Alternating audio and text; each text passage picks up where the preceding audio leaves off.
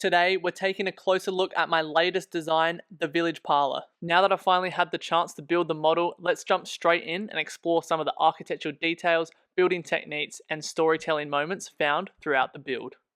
As the ground floor comes together, some of the defining details of the model begin to emerge. I use a mixture of rounded and curved tiles to create a more organic cobblestone path, while raising the building by a single brick gives the entrance a greater sense of presence. The checkered flooring helps establish the location of the service counter, which will take shape later in the build. With the foundations in place, I begin constructing the outdoor umbrellas before adding some of the smaller details that help bring the ground floor of the parlour to life. I'd also like to take a moment to thank everyone who supported the Village Parlour while voting was open. Seeing the support the project received meant a lot to me. If you voted for the model, let me know down in the comments. I'd love to see how many of you were part of the journey.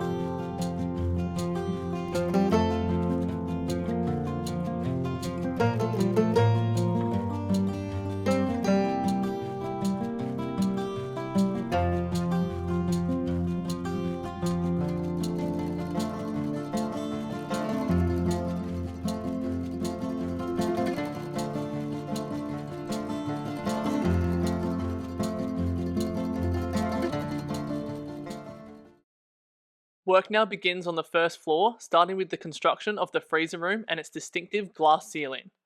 This serves an important purpose within the model's modular design.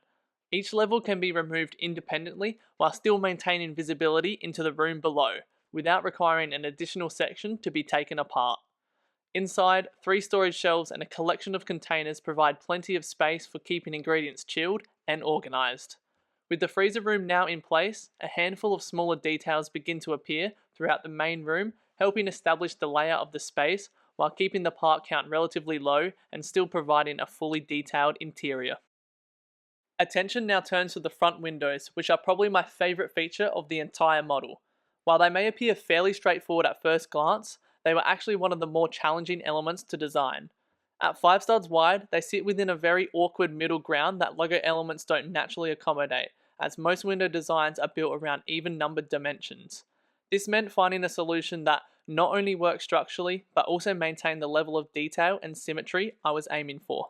A considerable amount of time was spent refining their proportions, experimenting with different techniques, and adjusting small details until everything felt just right. The end result is a window design that feels elegant, highly detailed, and perfectly suited to the character of the building. Once installed, they immediately become one of the defining architectural features of the facade, helping define the welcoming appearance of the parlour and drawing attention to the first floor from street level.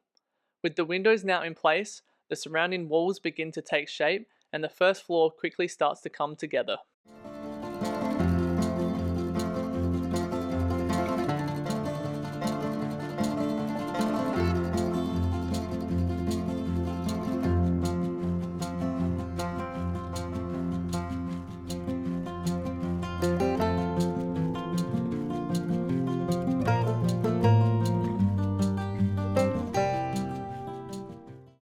The focus now moves to the roof structure.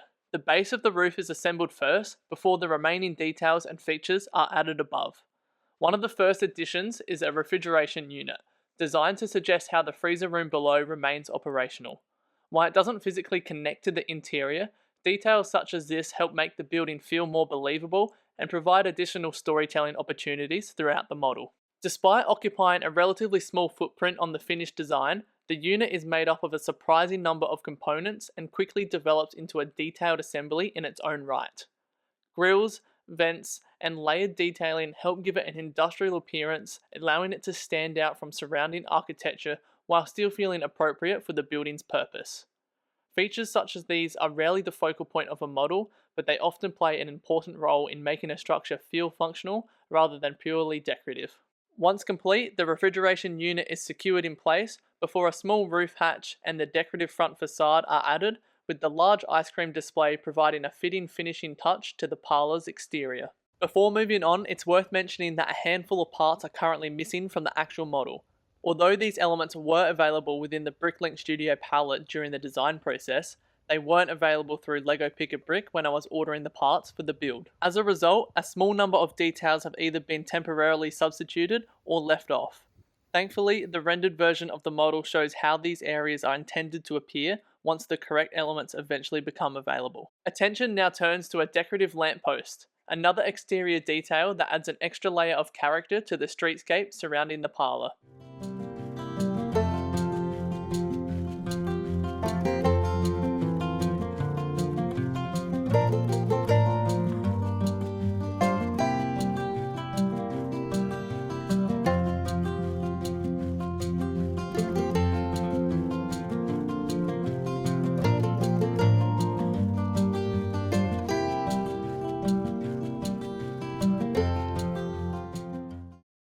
Bringing the model to life are 7 unique minifigures, each helping tell their own small part of the story by adding a greater sense of activity throughout the scene. This extended look at the ground floor provides an opportunity to appreciate how these characters interact with the space and help transform the parlour into a bustling village destination. Each minifigure helps reinforce the everyday atmosphere I wanted the model to capture.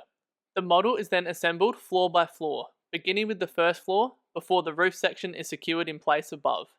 To complete the streetscape, a small tree is added alongside the building, introducing a touch of greenery and helping soften the surrounding architecture.